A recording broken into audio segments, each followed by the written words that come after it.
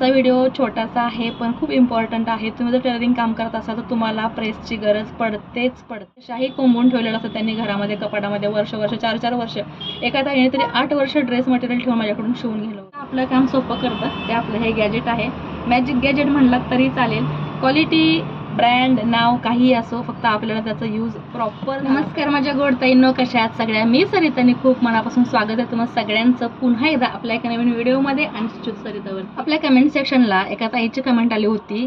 बऱ्याच वेळेला ही कमेंट आलेली आहे पण रिसेंटली पुन्हा एकदा ही कमेंट आलेली आहे म्हणून तुमच्यासोबत हा व्हिडिओ शेअर केलेला आहे. त्या ताईला हे जाणून घ्यायचं आहे की तिच्याकडे जी इस्त्री आहे किंवा प्रेस आहे कपड्यावरती करण्यासाठी, त्याच्यामुळे कपडा चिटकतो, कपडा कधी कधी जळतो किंवा त्याला थोडा क्रश पडतात. सो पातळ कपडा असल्यानंतर ती इस्त्री वापरणं रिस्की वाटतं त्या ताईला. त्यांच्याचसाठी हा व्हिडिओ मी स्पेशल घेऊन आलेले, सोबत तुमच्यासाठी सुद्धा. तर मी कोणती प्रेस यूज करते, आपल्या बऱ्याच व्हिडिओमध्ये मी प्रेस करताना सुद्धा दाखवलेलं आहे. सो त्याबद्दल त्यांना माहिती जाणून घ्यायची आहे. कोणती प्रेस कपड्यासाठी चांगली असते, कोणती प्रेस टेलरिंगसाठी आपण यूज करावी, हा त्यांचा प्रश्न आहे. सो त्यांच्यासाठी हा व्हिडिओ आज शेअर करत आहे.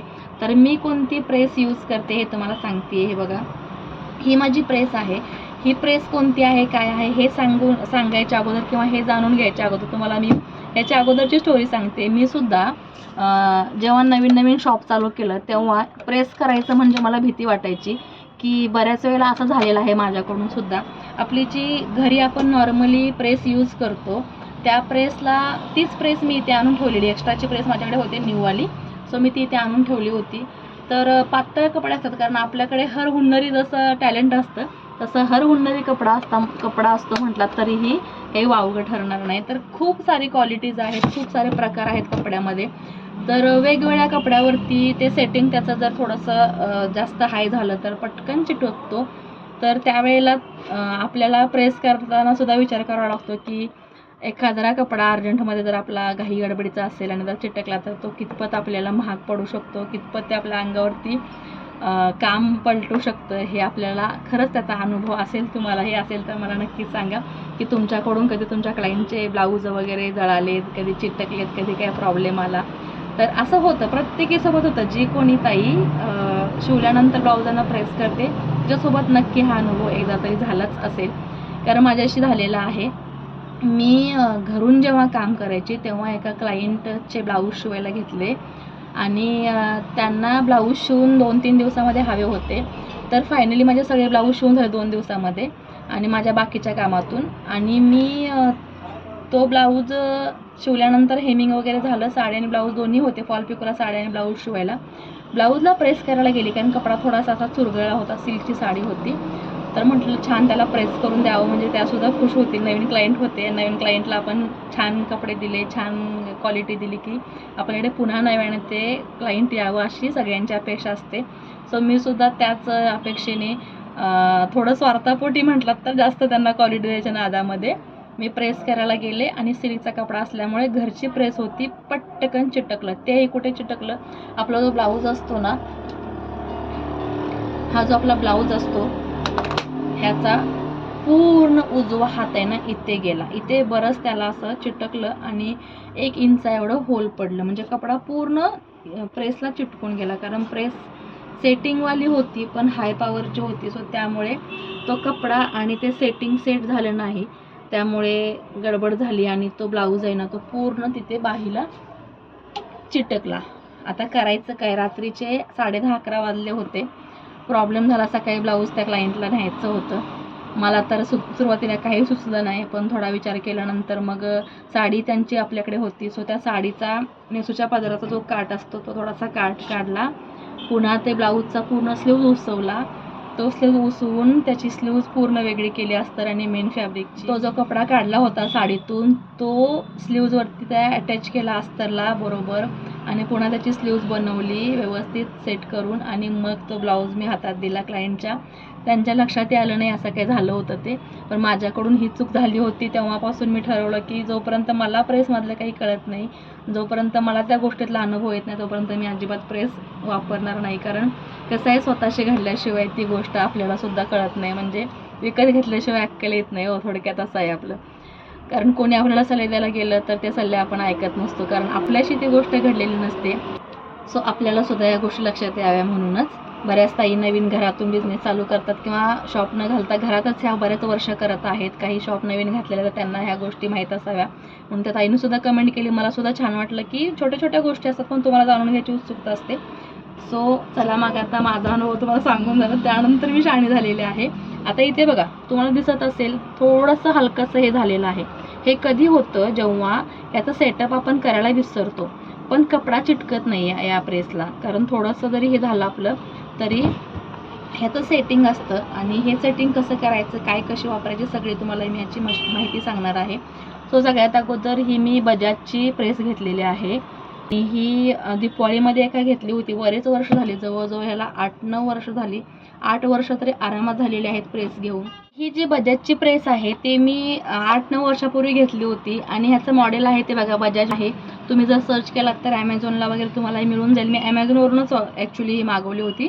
दिवाळीच्या वेळेला खूप घाई होती आणि माझी पहिली प्रेस नीट काम करत होती. सो मला भीती वाटत होती की एखादा जर कपडा चिटकला त्याच्यामध्ये तर काय करावं, म्हणून मग मी थोडीशी ही वेगळ्या पद्धतीची प्रेस मागवली होती. याची प्राईस त्यावेळेला आहे 1100-1200, 1000-1200पर्यंतच मागवले असेल. आत्ताची प्राईस पण तीच असेल, 1000च्या आसपासच असेल. कारण तशी ही खूप युजफुल प्रेस आहे आणि बरेच आता लाईफ याची झाली, लॉंग लाईफ चालू आहे. कंटिन्यू मी ह्याला वापरते प्रेस.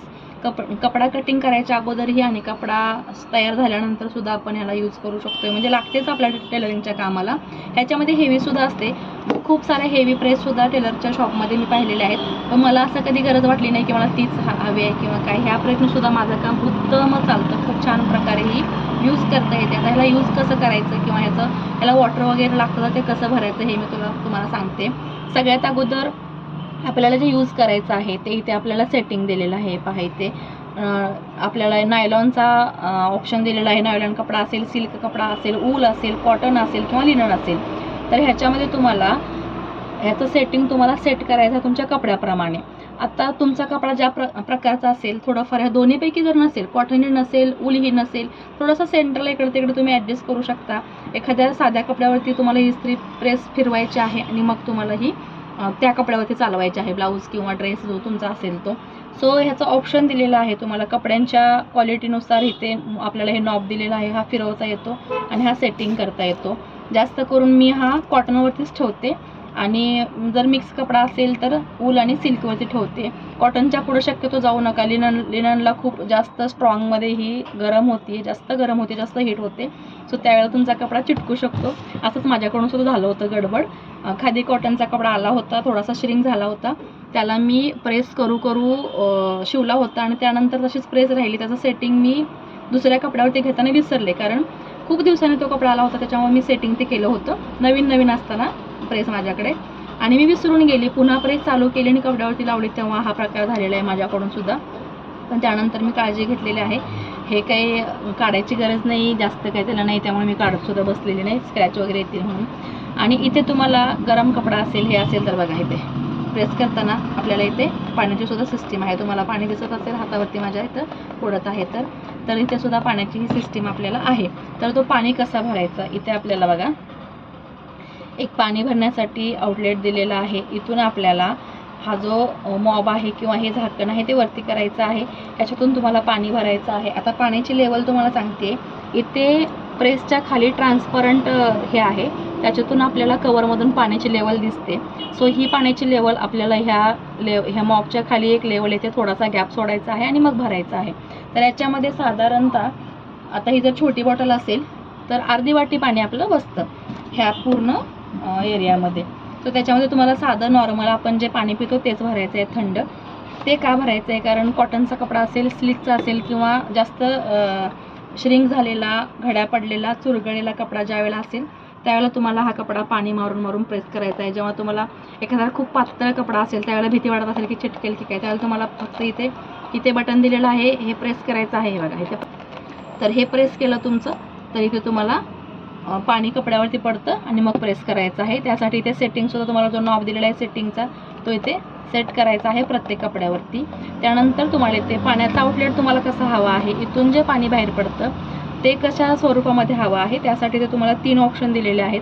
आणि इथे एक तुम्हाला हुक दिलेला आहे, तो आपल्याला इकडे हा हुक इकडे तिकडे फिरवत होतो. म्हणजे हा जो नॉब आहे तो आपल्याला तुमच्या हिशोबाने इथे हवा असेल.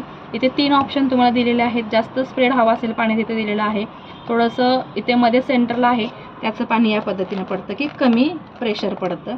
तर मी याला इकडे राईट साईडला ठेवते फिरून, ज्यामुळे पाण्याचं प्रेशर जास्त असतं आणि आपल्याला ते पाणी पुन्हा पटापट आपले काम उरवतं. त्यासाठी मी ते 3 वरती सेटिंग ठेवलेलं आहे. आता त्यानंतर ही प्रेस जी आहे ती ॲटोमॅटिक बंद चालूसुद्धा होते. आपण जेव्हा मेन स्विच ऑन करतो त्यावेळेला ही तिला जेवढी हवी आहे गरजेपुरती हीट झाली की ती आपोआप बंदसुद्धा होते. त्यासाठी इथे तुम्हाला लाईटसुद्धा दिलेली आहे. हे पहा, तुम्हाला स्विच ऑन करून दाखवलेला आहे वरचा. इथे लाईट दिलेली आहे आणि ही लाईट ऑन ऑफ होते. जेव्हा हीट होते प्रॉपर इस्त्री गरम होते तेव्हा ती आपोआपच बंद होते. बघा इकडे तुम्हाला मी नॉब फिरवला तर ह्याचा बाष्प तयार होते. ह्या बाष्पामुळे किंवा ह्या स्टीममुळे आपल्याला कपड्याला प्रेस करायला अजून इझी जाते. हे पहा, तुमचा जर अगदीच नाजूक कपडा असेल तर आपोआप ह्याचं बाष्प होतं आणि ह्या स्टीममुळे आयरन आपली खूप इझी आपल्याला यूज करता येते. सो इझी टू यूज ह्याचं खूप दिलेलं आहे. तर इथे तुम्ही ह्या नॉबप्रमाणे इथे बघा सेटिंग करू शकता. बघा, पाणी मारायचं, प्रेस करायचं जो काही तुमचा कपडा असेल. पुन्हा 1 नंबरच्या सेटिंगला तुम्हाला करून दाखवते. इथे थोडंसं जास्त पाणी पडतं हे हो. या पद्धतीने इथे सेटिंग आहेत ह्याचे, ते तुम्ही तुमच्या कपड्याच्या अकॉर्डिंग इथे चेंज करू शकता. सो ही बजाजची जी प्रेस आहे ती मला खूप कामी येते. हे बघा, आता इथे जास्त पाणी बाहेर आलं जेव्हा आम्ही सेंटरवरती याला ठेवलेलं आहे, कारण याची स्टीम बाहेर पडते आणि स्टीममुळे कपडा आपला जास्त क्रीज पडले असतील तर ते प्रेस व्हायला हेल्प होते. सो हा सेंटरचा सेटिंग आहे. त्यासाठी मी इथे 1 नंबरला सेटिंग ठेवत असते. जे काही इथे स्टीम तयार होते किंवा पाणी जास्त प्रकारात ते मागते त्यावेळेला इथे थोडंसं पाणी आपल्याला लीक होतं. सो इथे तुम्हाला ॲडजस्ट करता त्या गोष्टी कळतात आणि त्या तुम्हाला गोष्टी करता येतात किंवा लक्षात येतात आणि तुम्ही ती गोष्ट अगदी प्रॉपर शिकू शकता. यामुळे इतकं इझी होतं प्रेस करणं कपड्यांना की टेन्शन तुमचं अगदी निम्म्याला निम्मं कमी होऊ शकतं. तुम्ही जर नॉर्मली प्रेस करत असाल तर त्या मुकाबले तुमचं टेन्शन निम्म्याला निम्मं कमी होऊ शकतं. तुम्ही जर ही बजाजची, आता मी कोणत्याही नावाचं ब्रँडचं काही प्रमोशन इथे करत नाही, पण मी जी गोष्ट वापरते ती मला विचारले गेलेली आहे की कोणती कंपनी आहे, कोणता ब्रँड आहे, काय आहे. सो त्यासाठी मी जस्ट नाव ठेवलेलं आहे, तुम्हाला नाव सांगितलेलं आहे. तुम्ही कोणत्याही ब्रँडची वेगळ्या सेटिंगची सुद्धा प्रेस घेऊ शकता. त्यालासुद्धा असे ॲडजस्टमेंट असतात. आता खूप साऱ्या ॲडव्हान्स गोष्टी आपल्याला मार्केटला मिळतात. ॲमेझॉनवर तर खूप ढीक पडलेला असं तुम्हालाही माहीत आहे. सो या पद्धतीची माझ्याकडेची प्रेस आहे, त्यामुळे माझं काम खूप सोपं होतं. म्हणून तुम्हाला ह्या गोष्टीची माहिती मी सांगितलेली आहे. सो आजचा व्हिडिओ छोटासा आहे पण खूप इम्पॉर्टंट आहे. तुम्ही जर टेलरिंग काम करत असाल तर तुम्हाला प्रेसची गरज पडते आणि तयार झाल्यानंतर कपडे प्रेस करावे लागतात. तयार करायच्या अगोदर कपडे प्रेस करावे लागतात, कारण सिल्कचे कपडे असतात, कॉटन सिल्क म्हणा किंवा सिल्कमध्ये सॅटिन सिल्क म्हणा, खूप चुरगळलेले ड्रेस असतात. लेडीज कशाही कोंबून ठेवलेलं असतं त्यांनी घरामध्ये कपाटामध्ये वर्ष 4-4 वर्ष. एका ताईने तरी 8 वर्ष ड्रेस मटेरियल ठेवून माझ्याकडून शिवून गेलं होतं. त्यावेळेला ते इतकं आकडलं होतं, इतकं चुरलं होतं की अक्षरशः मी म्हणतो, ताई तू का गं, तुला माझ्यावरती दया नाही आली का? हे जेव्हा शिवायला टाकशील तेव्हा त्याची काय हालत होईल, काय कंडिशन होईल तेव्हा तुझ्या लक्षात नाही आलं का? हसली बिचारी, म्हटली काय करणार, वेळ आज उद्या करून 8 वर्ष गेले. शेवटी तिने फायनली ते ड्रेस शिवला आणि घातला. मग अशा वेळेला आपलं काम सोपं करतं ते आपलं हे गॅजेट आहे. मॅजिक गॅजेट म्हणलात तरी चालेल. क्वालिटी, ब्रँड, नाव काहीही असो, फक्त आपल्याला त्याचा यूज प्रॉपर झाला पाहिजे.